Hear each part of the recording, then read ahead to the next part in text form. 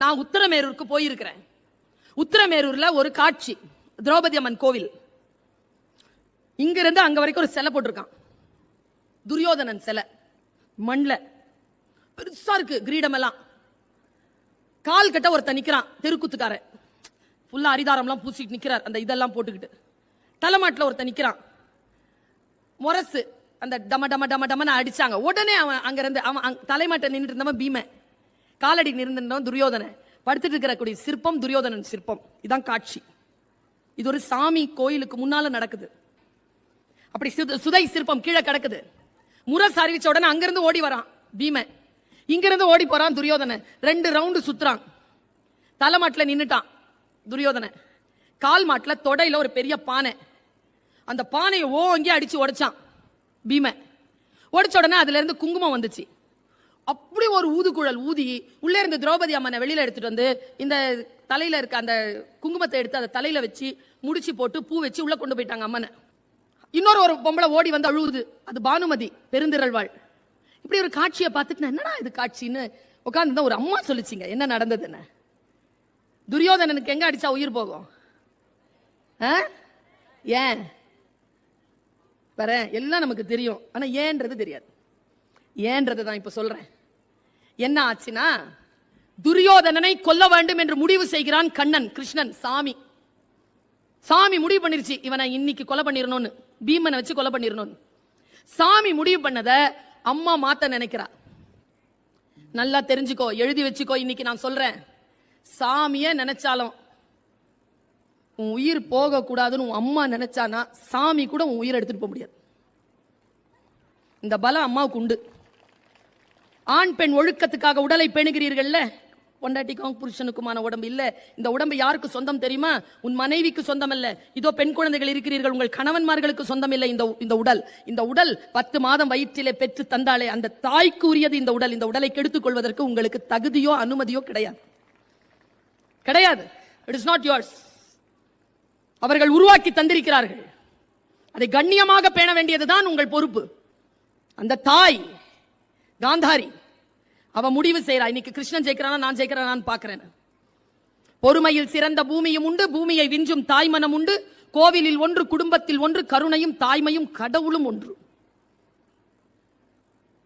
99 பிள்ளைகள் செத்து போனார்கள் காந்தாரிக்கு, கௌரவர்கள். ஒரே ஒரு பிள்ளை இருக்கிறான், அவனை காப்பாற்றணும்னு முடிவு செய்யறா. அவ கண்ணை கட்டி வச்சிருந்ததுல எல்லா சக்தியையும் சேர்த்து வச்சிருக்கா. அந்த கண்ணுல பணிப்பெண்ணிடம் சொல்கிறாள், போய் துரியோதனனை கூட்டிட்டு வா. துரியோதனன் வரான். அம்மா, நாளைக்கு போருக்கு போக போகிறாய், நான் ஒரு காரியம் செய்யறேன், எனக்கு துணை செய்வியா? சொல்லுமா. போய் குளிச்சிட்டு குளத்துல உடம்புல ஒரு பொட்டு துணி இருக்கக்கூடாது, ஒரு நகை இருக்கக்கூடாது, பிளைன் பாடி, எப்படி நான் உன்னை பெற்றெடுத்தேனோ அப்படி பிறந்த மேனியுடன் என் முன்னால் வா. சரியம்மா வரேம்மா. போயிட்டான், குளிக்க போயிட்டான். இதை கேட்டு விட்டான் கண்ணன். இவன் காந்தாரி முன்னால போயிட்டான்னா இவனை கொலை செய்ய முடியாது என்பதனை கண்ணன் தெரிந்து கொண்டு கிருஷ்ண பரமாத்மா என்ன பண்ணார், அந்த துரியோதனனை கரெக்டா போய் இடமறிச்சார். அவன் குளிச்சுட்டு நடந்து வந்துட்டு இருக்கான். கிருஷ்ணன் கேட்டார், எங்கடா போற? அம்மாவை பார்க்க போற. ட்ரெஸ் இல்லாம போற? அம்மா அப்படிதான் வர சொல்லுச்சு. அம்மானாலும் பொம்பளை இல்ல, அதுக்கு மறைக்க வேண்டியதாவது மறைச்சிட்டு போடா லூசு அப்படி சொல்லிட்டு போயிட்டார். ப்ரொவோக் பண்றது. இவன் என்ன செஞ்சா, ஒரு வாழை இலையை எடுத்து இடுப்புல வச்சுக்கிட்டு அம்மா முன்னால போய் நின்னா. துரியோதனா, வந்துட்டியா கண்ணா? வந்துட்டேம்மா. பிறந்தமேனியோட தானே இருக்கிறாய்? ஆமாம் அம்மா. உன்னை இதுவரைக்கும் நான் பார்த்ததில்லையடா. நான் எந்த குழந்தையும் பார்த்ததில்லை. என் கணவனை பார்த்தேன், அவனுக்கு கண்கள் இல்லை என்றவுடன் அன்றே கண்களை கட்டிக்கொண்டேன். என் குழந்தைகள் யாரையும் நான் பார்த்ததில்லை. இதோ இப்பொழுது உன்னை பார்க்க போகிறேன் அப்படின்ட்டு கண்ணை எடுத்து அந்த துணியை எடுத்து உச்சந்தலையிலிருந்து பார்க்க ஆரம்பிச்சா. இப்படி தன் கண்களில் சேர்த்து வைத்திருந்த அத்தனை சக்தியையும் கொடுத்தா. வஜ்ரமாகுது உடம்பு. சாமியா நினைச்சாலும் அதுல ஒரு அடி விழ முடியாது, உயிர் போகவே போகாது. அப்படியே பார்த்துட்டு வந்தா, கால் கட்ட வந்து கண்ணை மூடிட்டா. இடுப்பு பகுதி மறைஞ்சிருக்கு. தப்பு செஞ்சிட்டியே கண்ணா, தப்பு செஞ்சிட்டியே, மறைச்சிட்டியே. ஏண்டா மறைச்ச? கிருஷ்ணன் தாமா சொன்னா மறைக்க சொல்லி. நான் எப்படி பிள்ளைகள் இல்லாமல் சாக போகிறேனோ அவனும் அனாதையாக சாவான் என்று அப்பொழுது சாபம் கொடுத்தாள் காந்தாரி. உடம்புல அம்மாவினுடைய பார்வைப்பட்ட, அருள் பெற்ற, ஆசி பெற்ற அந்த உடலில் எங்கே அடிபட்டாலும் துரியோதனனுக்கு உயிர் போகாது. அம்மாவின் கண்கள் படாத, அம்மாவின் ஆசீர்வாதம் படாத, அம்மாவினுடைய பிரார்த்தனைகள் படாத அந்த தொடை பகுதியில் மட்டும் அவனுக்கு அடிச்சா உயிர் போயிடும். அதுதான் அந்த பானை அடிச்சு உடைச்சாங்க.